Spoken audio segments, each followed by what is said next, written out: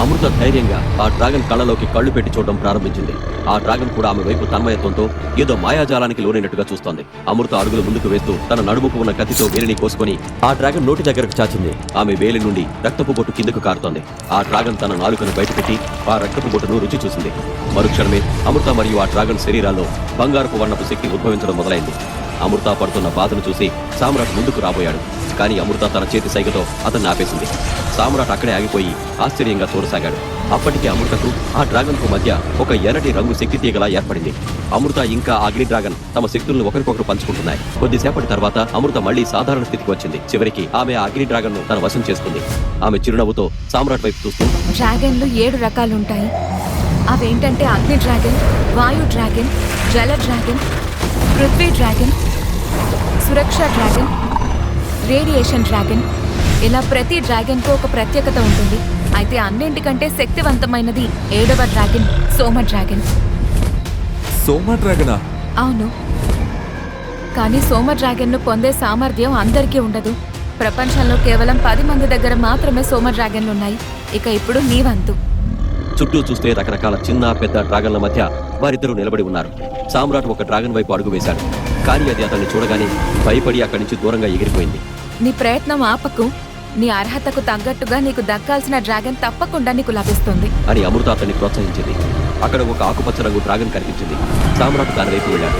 కానీ ఆ డ్రాగన్ తనని చూడకుండానే అది అక్కడి నుంచి మాయమైపోయింది.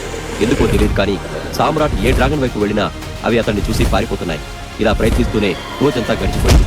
ఈ క్రమంలో సామ్రాట్ చేతికి గాయమై రక్తం కారుతోంది. అలసిపోయిన అతడు ఒక రాయిపై కూర్చుని చుట్టూ ఉన్న ప్రదేశాన్ని చూస్తున్నాడు. అప్పుడే అమృతకు పాత జ్ఞాపకాలు గుర్తొచ్చాయి. అది ఎంతటి సంతోషకరమైన రోజో. అమృత నిశ్చితార్థం జరుగుతోంది.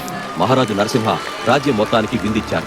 ఆ వేడుక కోసం నగరంలోని ప్రజలందరూ తరలివచ్చారు. నగరం మొత్తం పూలతో అలంకరించి ఉంది. మంగళ వాయిద్యాలు మారుమోగుతున్నాయి. అమృతకు 5 అక్క చెల్లెలు ఉన్నారు. అందరూ ఎంతో ఆనందంగా ఉన్న సమయంలో అకస్మాత్తుగా ఎక్కడి నుంచో ఒక అగ్నిగోళం వచ్చి అందరి మధ్యలో పడింది. దాంతో అక్కడ ఒక భారీ పేలుడు సంభవించింది. అంతటా గందరగోళం నెలకొంది. అగ్ని డ్రాగన్ దాడి చేస్తుంది అని సైనికుడు కేకలు వేస్తూ కోట లోపలికి పరిగెత్తాడు. అప్పుడే కోట వెనుక నుండి 2 భారీగా ఉన్న డ్రాగన్లు రావడం కనిపించింది. వాటి శరీరాలు నిప్పుతోనే తయారయ్యాయా అన్నట్టుగా ఉన్నాయి. అందరి చూపులు ఆ 2 డ్రాగన్లపైనే పడ్డాయి. ఆ 2 డ్రాగన్లు ఒక్కసారిగా గర్జించి వాటి నోటి నుండి అగ్నిగోళాలు చిమ్మాయి.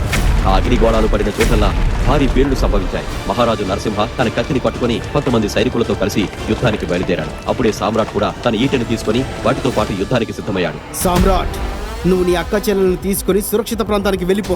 లేదు నాన్నగారు, యుద్ధ భూమిని వదిలి పారిపోవడం క్షత్రియ ధర్మం కాదు.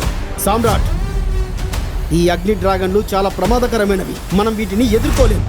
నేను 17వ స్థాయి యోధుని నాన్నగారు. కానీ ఈ డ్రాగన్ శక్తి 100వ స్థాయికి సమానం. నువ్వు ఇక్కడ నుండి వెళ్ళిపోయి వీటికంటే శక్తివంతుడిగా నిన్ను నువ్వు తీర్చిదిద్దుకో. అప్పుడే ఆ డ్రాగన్ వారి వైపుకు వచ్చి భీకరంగా గర్జించింది. దాని నోటి నుండి వెలువడిన ఒక అగ్నిగోళం నేరుగా వారి మీదకి రాసాగింది. మహారాజు వెంటనే సామ్రాట్ ని పక్కకు నెట్టేశారు. సామ్రాట్ దూరంగా వెళ్లిపడ్డాడు. కానీ మరుక్షణమే ఆ అగ్నిగోళం మహారాజుపై పడింది. కొద్ది క్షణాల్లోనే మహారాజు మరియు ఆయన సైనికులు ఆ మంటల్లో కాలి బూడిదయ్యారు. ఆ భీకర దృశ్యాన్ని చూసిన సామ్రాట్ అక్కడే స్పృహ తప్పి పడిపోయాడు.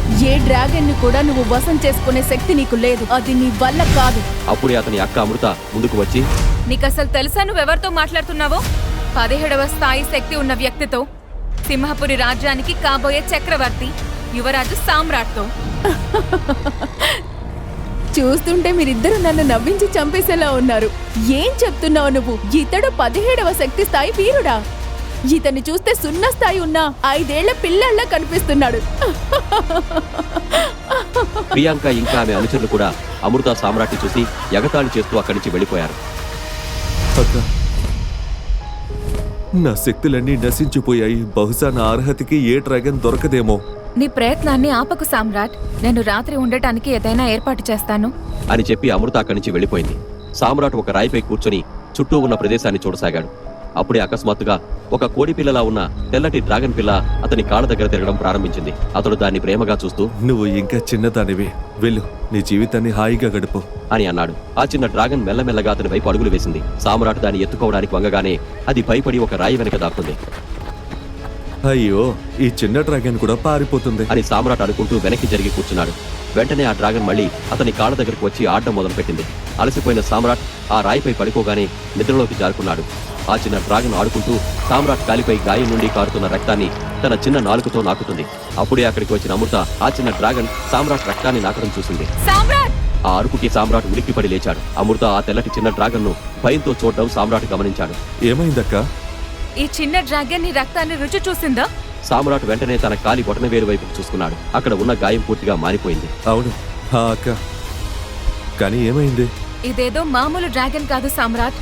డ్రాగన్ జాతులలోనే అత్యున్నతమైన శక్తివంతమైన సోమ డ్రాగన్ ఇది అని అమృత చెప్పిన మాట వినగానే సామ్రాట్ కాళ్ళ కింద భూమి కంపించినట్టయింది. అతడు ఏదో ఒక సాధారణ డ్రాగన్ ను వశం చేసుకుందామని వచ్చాడు. కానీ ఇప్పుడు అతని ముందు స్వయంగా సోమా డ్రాగన్ ఉంది. ఇప్పుడు ఏం జరగబోతోంది? సోమా డ్రాగన్ తో సామ్రాట్ ఆత్మకు అనుసంధానం ఏర్పడిందా? అసలు సామ్రాట్ కుటుంబాన్ని, సామ్రాజ్యాన్ని నాశనం చేసిన ఆ శత్రువులు ఎవరు? ఈ ప్రశ్నలకు సమాధానాలు తెలుసుకోవాలంటే నెక్స్ట్ ఎపిసోడ్ వినాల్సిందే. క్రింద ఇచ్చిన లింక్ ని క్లిక్ చేసి పాకెట్ ఎఫ్ఎం యాప్ ని ఇన్స్టాల్ చేసుకోండి. Stay tuned to Pocket FM.